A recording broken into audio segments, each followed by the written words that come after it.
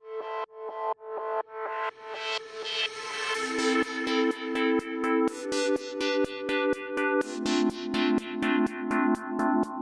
tonight, we're here to tell you, share a story of our kind of journey over the last couple of years, promoting STEM education in the class with the use of engaging technology, in our case, 3D printers. And I want to start off by thanking Chris Galocci from Grand Traverse Academy, who gave a really great talk. Chris is in the back here. Thank you, Chris, for a great presentation on showing the power of STEM education combined with project-based learning in the classroom.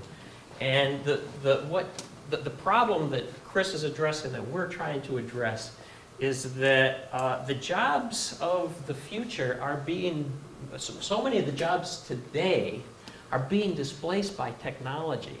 And for kids to be successful in careers of tomorrow, they're going to need more technology skills. And today, the people who, with those skills, are in high demand. There's a shortage of those people with those skills, and that problem's only getting worse. So the problem is that kids today have stereotypes of technology work that are less than appealing sometimes, and also they view technology work as something that's complicated and difficult, and it's something that I can't do and it's not for me. So our goal is to change these perceptions, and in doing so to help prepare our kids for success in their careers in the future.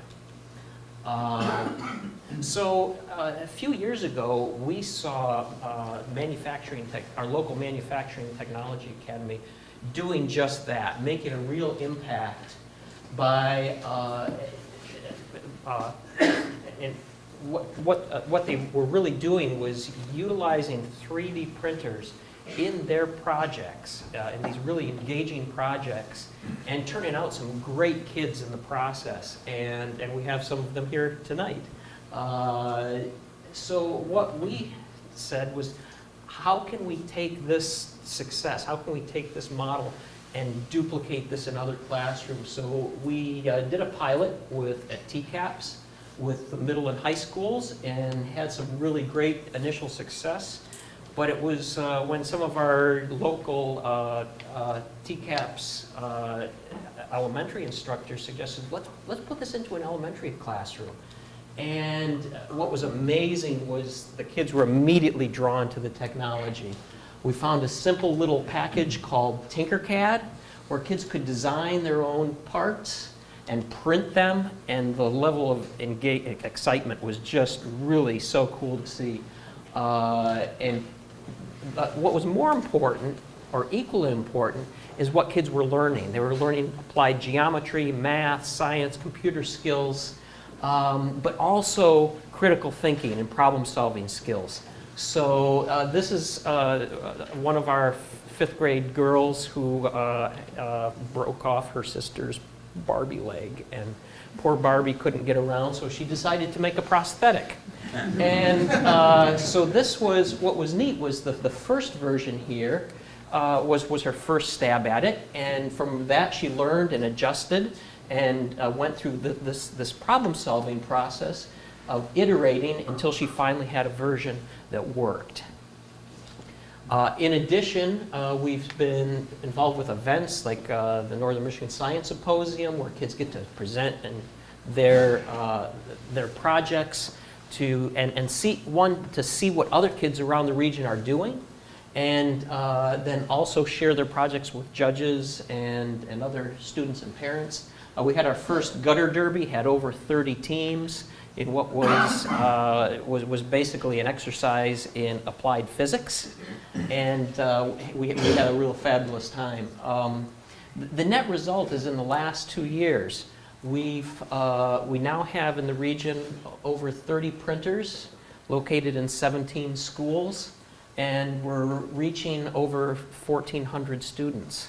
But the problem is that's just the start. There's 24,000 kids in the ISD, and many of those are in outlying areas are in underserved areas, and those are the kids who we really need to reach the most, because they're the ones who are at the highest risk of being left behind in the future. So tonight, what we're asking, we're extending an invitation to join our community. We have lots of opportunities to get involved. Event volunteers, classroom support, mentors for students. The flag's been thrown. As we organize further, we'll be looking for advisory board members, and in the near future, reaching out for financial support to help grow the program further. So with that, thank you, and we'll open up for questions.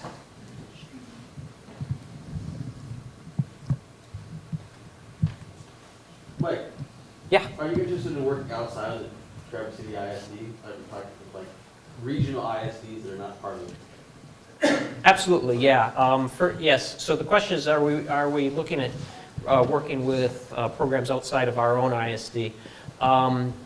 First of all, we've modeled some of what we're doing based on programs that are outside of the area. And we'd love to, if there's other folks who are looking to do something similar, we'd love to share what we've learned, and in order to help them to try to do something similar. Absolutely. Could you walk us through the categories? You kind of said at the end, these are the areas that we have as opportunities for people to join in the community. Could you walk through like what an event volunteer would be, what classroom support means to this program, what mentors like? Sure, great, excellent. So our event volunteers, if you've been a volunteer at one of our events, raise your hand. I know there's a number of folks here who've been involved. This is judging at competitions, helping to run. It's primarily at these events like the Science Symposium and the Gutter Derby. We want to do more of these types of events, and they involve a lot of coordination and setup and judging, and so that's the event volunteers. The classroom support is twofold. One is teachers who are not used to utilizing technology like this in the classroom, and so they're looking for basic help when they run into a problem with their printer, in how do I fix that problem. And so we spend a lot of our time with outreach to those educators to help them out, but when we have other people who can also come into the classroom, is a big part of it. Also, another part of that role is coming in and talking to classes about what you do. So many kids have so little access to what careers out in the real world look like, and to come into a classroom and tell your story about what you do and why is a great opportunity. That ties into the mentoring. We want to do more mentoring. I'm going to use this opportunity to show my extra slide that I'm sneaking in. I'm not sure if this is allowed in the rules, but what we see is a pathway that starts at elementary school with exposure, builds into middle school, and by the time we get into high school, we have work experiences. This is where the mentoring comes in, is more at the high school level, job shadowing, where kids get real exposure to some of the specific careers that are out there. It's not just science and technology. There's so many options, and kids just don't see those, and giving kids the opportunity to learn more in depth about those. Question? So, over the last, 13 years, industrial arts program in small schools have been dwindled down to nothing. And there's Yes. studies that show, different people have aptitudes in different areas, like some people are visual learners, some people are hands-on learners, that kind of thing. My question is, do you find that with this program you're trying to implement across the board, that you are now addressing all those kids that would have exceeded in industrial arts programs, that this is offering kind of a modern day opportunity for those people? Yeah, and so the question is this becoming the modern day industrial arts? In a lot of ways, it is. And a funny story, the first printer that we put into a classroom, we talked to the principal, and she said, I've got the perfect place, I'm going to put it in the art room. We said, art? This is science, this is technology, what are you talking about? And the schools are in the art programs are doing more now with computer-aided design, with computer-aided skills, with technology, and the art classroom as well is becoming the modern industrial arts. And so we've, not only has that broadened, it's really broadened our reach to non-traditional students who wouldn't think of themselves as being interested in technology, and now they see that once they get exposure to it and they find they can do it, it's not as scary anymore, and it's fun and it's cool, and hey, I can do this. So great question, thank you. Other questions? We're down to the last 15 seconds.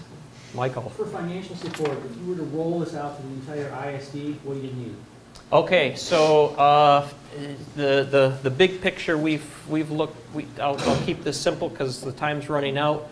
In the long term, we expect support on the order of $300,000 a year. Current sponsorship right now is on the order of $60,000 a year, mostly from industry. We need support expanding that out. Other programs like this downstate are sponsored largely through industry, as well as through philanthropic sources. But we'll be as we get into fundraising mode, we'll have more information for you. And if you're interested in helping to support the program in any way, if you're here with the program, please raise your hand. You can feel free to talk to any of these folks afterwards, and we've got some parts from student projects set up by the front.